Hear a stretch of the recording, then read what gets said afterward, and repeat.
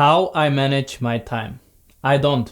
I manage my energy instead. You can't manage time. You can only manage what you do in time. And that is dependent on your energy levels. To make my point, old people usually have a lot of time. They don't have the responsibilities, but what they're lacking is energy to do the things. So this simple mindset shift has helped me tremendously produce more with less effort and having more control over my life and my schedule. Number 2, ask yourself right now what is taking up time in your life.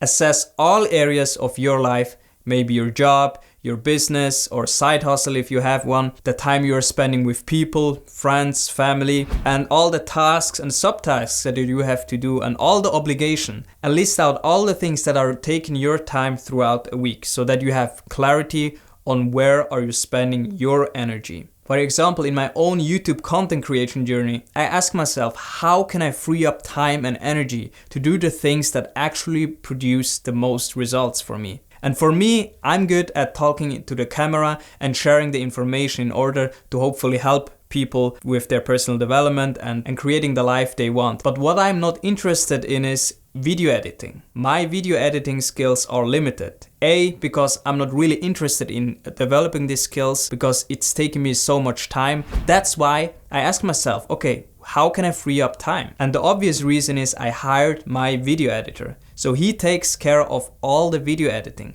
All I have to do is to prepare the videos, talk to the camera, and after that, I will send it to him and he will do that for me because that's what he's good at. So ask yourself, where can you delegate things or even eliminate tasks? Number 3, define your top 5 priorities in life. To be honest, most people are not clear on their priorities.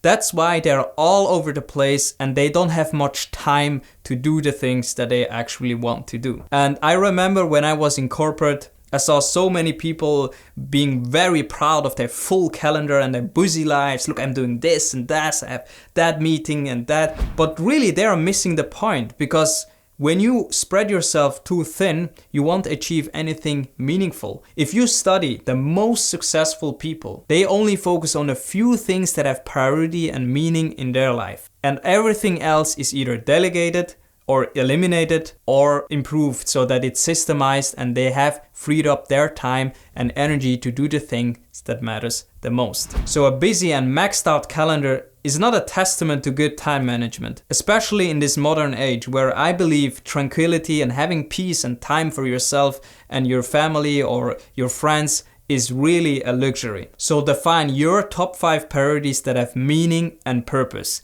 That really is the key to being a master of your own schedule. Number 4, you want to build your life around your top 5 goals. Here I'm going to share the specific frameworks and tactics that I've used to produce more with less effort and having more time for myself and having fun. So when you are clear on your top 5 priorities, you want to use the method named time blocking. I personally time block specific tasks that I have to do. For example, I record my YouTube videos on one sitting. Usually it's 3, sometimes it's 4. So I pick a time in my calendar, especially in the morning because that's when my energy levels are the highest and where I do my most creative work. The second tactic that I use are protected time slots. And by that I mean I block out on weekdays 5 hours each morning in my calendar for deep work. So for me it's between 8 a.m. to 1 p.m. Around that time slot I do the most important task for the day. And this has helped me tremendously in my productivity because most people are scattering their tasks. They're doing one thing 1 hour and then the other hour something else. Then they get distractions.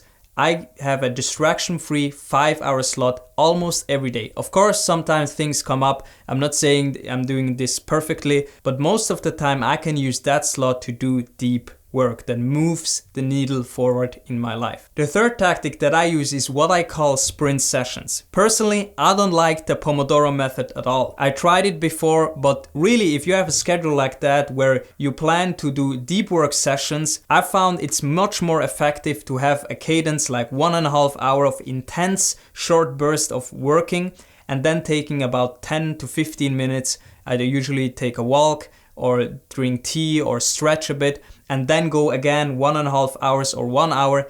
That is far more productive for me rather than setting a timer for 25 minutes working and then stopping, because most of the time you are in flow state. Because in my experience, when I start a task, around 30 minutes, I feel like I'm in flow state. But then when the alarm is going off, I'm out of the flow, and that is really not extremely effective. The fourth tactic that I use to manage my time and energy better is forced rest time.